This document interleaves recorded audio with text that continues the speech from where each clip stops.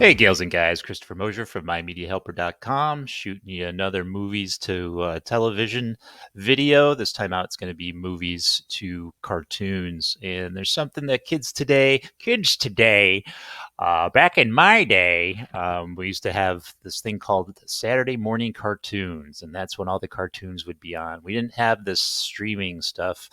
We had to wait. We had to wait for Saturday morning to get our cartoon fix. Sunday was church, had all the church shows, had a few cartoons, but mostly church shows. And Saturday morning was all cartoons on all four channels. Used to be three channels: ABC, NBC, CBS, and then Fox came along. And it would be like video games to cartoons. It'd be TV shows to cartoons, like say Happy Days or Laverne and Shirley. And then it would be movies to cartoons. And then it would be comic book cartoons and things of that nature. And they'd have a preview night during the fall before the new cartoons came out. So that would be on a Friday. So that's things kids are never going to experience. And that's too bad, because it was fun times, because that was the time you sat down and watched your cartoons. Now you watch them whenever the hell you want, right? So anyways, this is what we're going to do. And we're going to do the movies to cartoons, and how they translate into cartoons, and what they produced from movies to cartoons. All right, so let's check it out.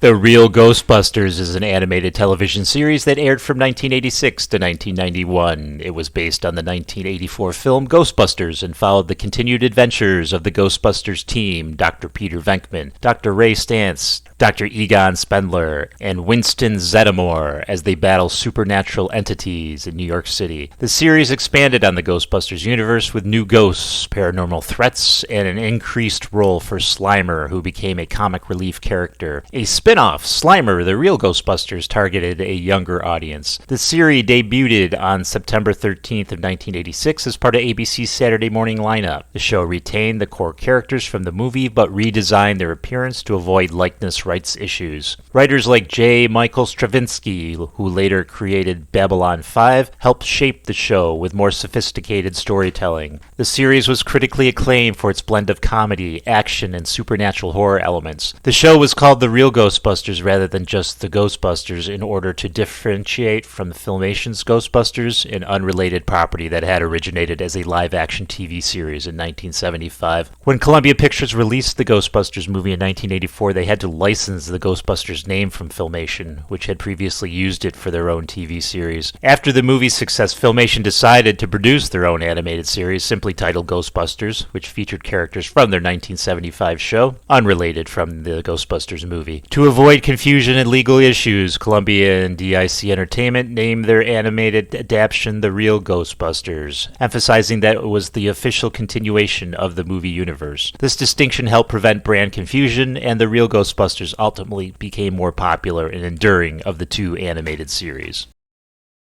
Back to the Future, the animated series, was an animated TV show based on the Back to the Future film trilogy. It aired for 2 seasons from 1991 to 1992 and was produced by Universal Cartoon Studios, Amblin Entertainment, and CBS. Unlike the movies, which focused on Marty McFly and Doc Brown's time-traveling adventures, the cartoon shifted focus more towards Doc Brown's family and educational themes. Following the conclusion of Back to the Future Part 3 in 1991, Dr. Emmett Brown moved to a farm in Hill Valley with his wife Clara, their sons Jules and Vern, and the family dog Einstein. As with the films, time travel was achieved through the use of a modified DeLorean, which had apparently been rebuilt after it was destroyed at the end of the trilogy. The DeLorean now has a voice-activated time circuits and can also travel instantaneously to different locations in space and time, in addition to folding into a suitcase. The characters also travel through time using the steam engine time machine Doc invented at the end of the third film. Although Marty McFly is a main character and Jennifer Parker makes occasional appearances, the show focused primarily on the Brown family, whereas the films focused on the McFly family. The film's villain, Biff Tannen, also appeared frequently. In addition, relatives of the McFly, Brown, and Tannen families were plentiful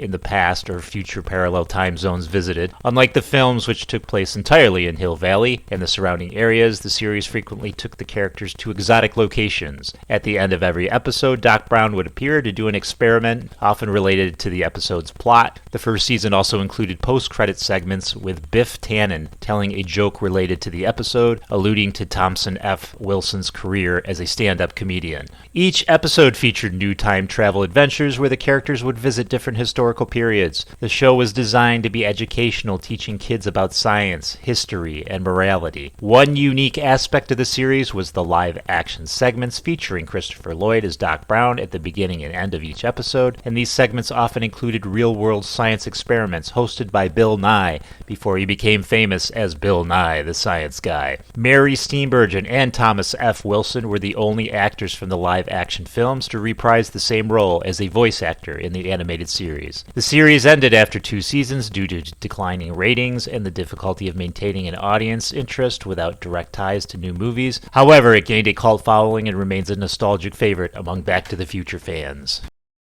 Bill and Ted's Excellent Adventure was an animated TV series based on the Bill and Ted film franchise. It followed the time-traveling adventures of Bill S. Preston, Esquire, and Ted Theodore Logan as they journeyed through history in their phone booth time machine. The first season of the animated series was produced by Hanna-Barbera and aired on CBS in 1990, with Keanu Reeves, Alex Winter, George Carlin, and Bernie Casey reprising their film roles. For the second season in 1991, the animated series switched production companies and networks, now airing on Fox Kids and produced by DIC Animation City, as Fox was also planning on airing a new live-action version series with the same name. The cast was replaced, and the leads were now voiced by Evan Richards and Christopher Kennedy, the actors who would go on to portray Bill and Ted on the short-lived 1992 live-action television series. I wonder what knucklehead thought that up. The new episode introduced a squint phone booth that could take Bill and Ted into literature, television shows, and after shrinking them inside the human body, the new show had trouble catching on, and after one more season, the animated Bill and Ted series was canceled. After the DIC Entertainment animated series was canceled, it was supplanted by the live-action version of the same name. The series was set to air during the 1991-92 television series, but production was delayed until Bill and Ted's Bogus Journey made a profit at the box office. The series was filmed in Vancouver, British Columbia, Canada for financial considerations and ended up airing in the summer of 1992. I covered the live-action show in another video. It was a clusterfuck and lasted only 7 episodes. They should have just stuck with the original cast through the entire animated run. Stupid Ted Turner. Beetlejuice, Beetlejuice, Beetlejuice is an American animated television series that ran from September 9th, 1989 to October 26th of 1991 on ABC, and on Fox from September 9th to December 6th, 1991. Loosely based on the 1988 American film of the same name, it was developed by its director, Tim Burton, who also served as executive producer. The series follows Lydia Dietz and her friend Beetlejuice and their adventures in the mortal world and the netherworld, a supernatural realm inhabited by various monsters. Danny Elfman, who composed the theme for the film, also arranged it for the series. As in the film, Lydia could summon Beetlejuice from the netherworld or go there by calling his name 3 times. The series' humor relied heavily on sight gags and wordplay and elusiveness.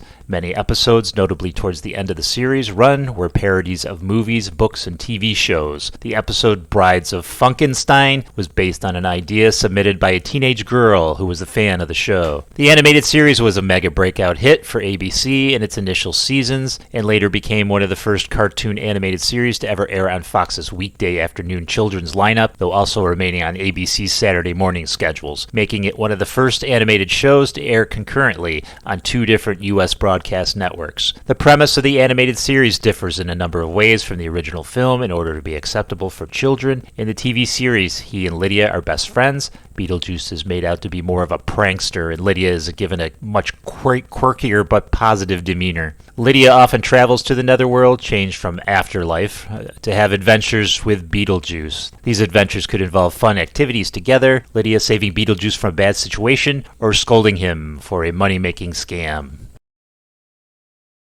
Ace Ventura: Pet Detective is an animated television series based on the film of the same name. The series was produced by Morgan Creek Productions, Funbag Animation Studios, Nelvana Limited for the first 2 seasons, and Odyssey Entertainment for the 3rd and final season. It aired for 2 seasons from 1995 to 1997 on CBS. A 3rd season and reruns of previous episodes aired on Nickelodeon from 1999 to 2000. Ace Ventura: Pet Detective was one of the 3 animated series based on a Jim Carrey movie premiering in the same year. The others are from the 1995 to 1997 The Mask animated series and the 1995-1996 Dumb and Dumber series, which we're both going to cover in this video. The series takes place after the Ace Ventura movies. The titular character, voiced by Canadian actor Michael Dangerfield,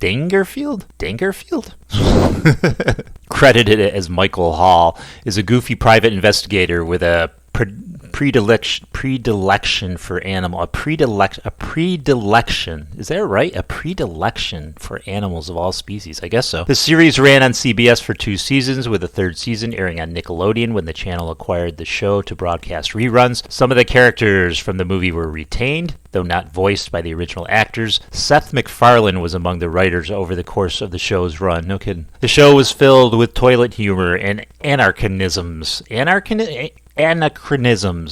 are they going to throw such big $1,000 words at me here? Anachronisms. One episode centered around the Egyptian Mao, claiming it to be an extinct breed of cat, when if truth it be told, they are not. Despite running in a time slot after The Mask, another popular Jim Carrey-based cartoon mentioned, and a crossover with that show, in that series final, The Aceman Cometh, so it crossed over with The Mask, Ace Ventura, the series attempted to gain a large audience and failed. Ultimately, both The Mask and Ace Ventura were canceled. A 3rd season of the series ran on Nickelodeon from 1999 until 2000, which was mentioned. A computer game, Ace Ventura, was based on the show, and to a lesser extent, the movies.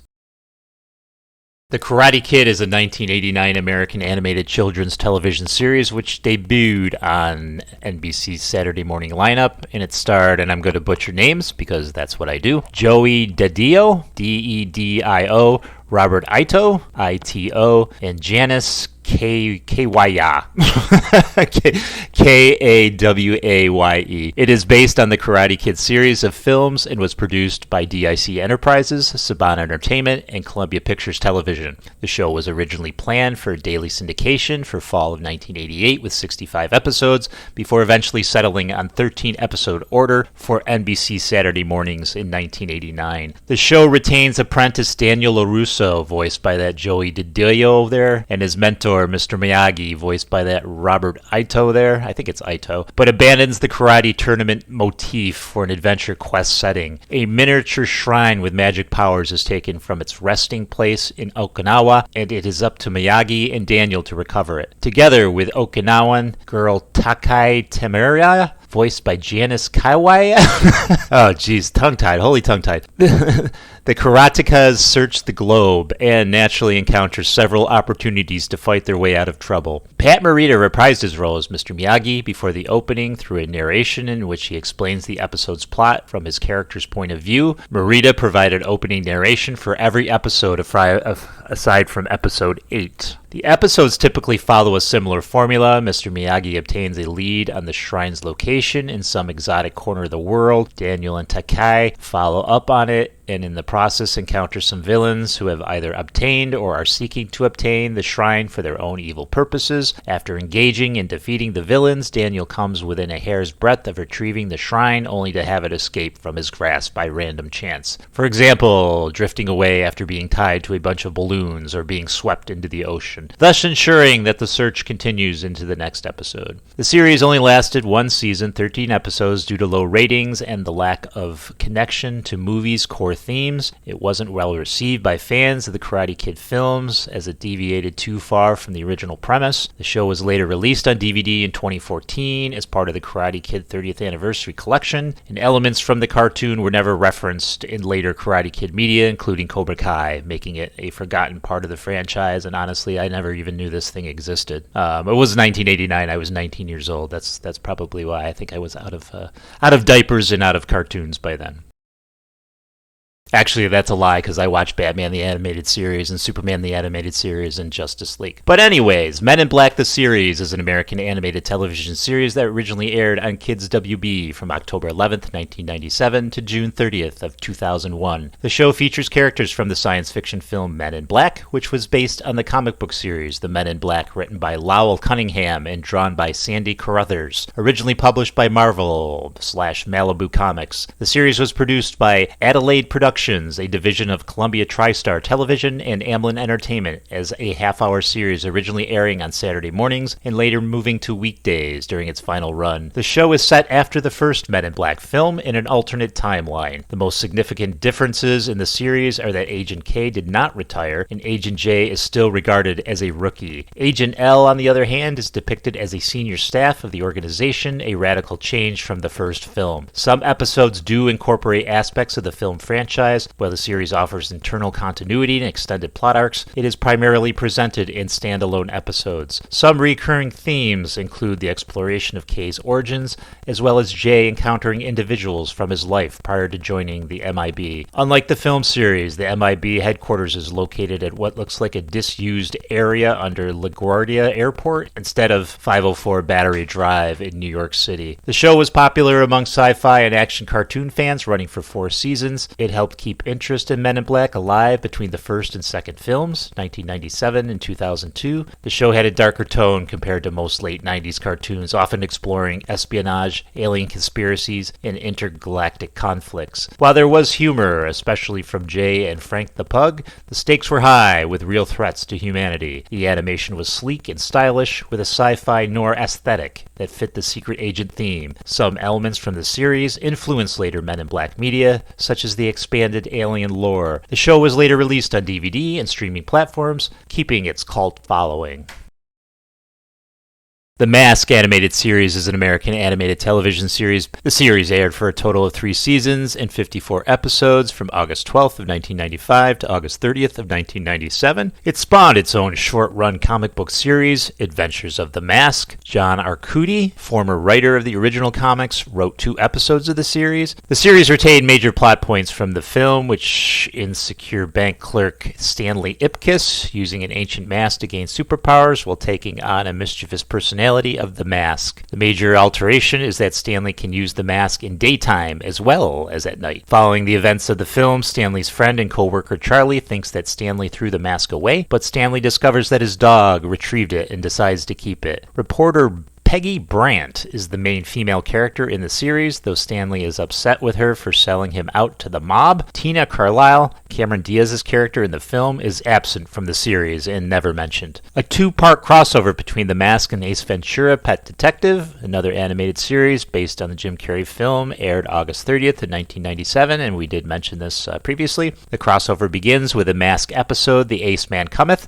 and concludes with the Ace Ventura episode, Have Mask Will Travel. At the time of the original airing, Ace Ventura: Pet Detective was running in the adjoining time slot immediately following The Mask in CBS's Saturday morning lineup. During the crossover, Stanley / The Mask and Ace retained their respective animation styles while appearing within the other show. The crossover also serves as a series final of The Mask and the second season final of Ace Ventura. In Have Mask Will Travel, Stanley catches up to Ace in Miami just as he is recruited to solve a case on a space station, leading Stanley to become The Mask and join the investigation. Alright, I gotta look that up and check that out. That seems weird and interesting. The show lasted 3 seasons but was eventually canceled due to declining ratings. It maintained a cult following, especially among fans of the film. Unlike Batman the Animated Series or Spider-Man in the Animated Series, it was not a direct continuation of the movie but a more lighthearted take on the character. The Mask later appeared in a short-lived comic book continuation. The series was released on DVD in 2008 but has not been widely available for streaming. Godzilla is a 1998 American monster film directed and co-written by Roland Emmerich, produced by TriStar Pictures, Centropolis Entertainment, Fried Films, and Independent Pictures, and distributed by TriStar. It is a reboot of Toho's Godzilla franchise. The film was panned and not very well received overall. It was pretty terrible. But they did manage to create a pretty cool cartoon out of the Americanization of Godzilla. Godzilla the series is an animated television series developed by Jeff Kline and Richard Reynes. The The series originally aired on Fox Kids in the United States between September 12th, 1998 and April 22nd of 2000, and is the sequel to that Godzilla film I just mentioned. Malcolm Danare, Frank Welker, Kevin Dunn, and Michael Lerner reprised their roles from the film. The series follows the Humanitarian Environmental Analysis Team, or HEAT for short, a research team led by Dr. Nick Tatopoulos, voiced by Ian Ziering, as they battle giant mutant monsters that frequently appear in the wake of the events depicted in the 1998 film Godzilla. Dr.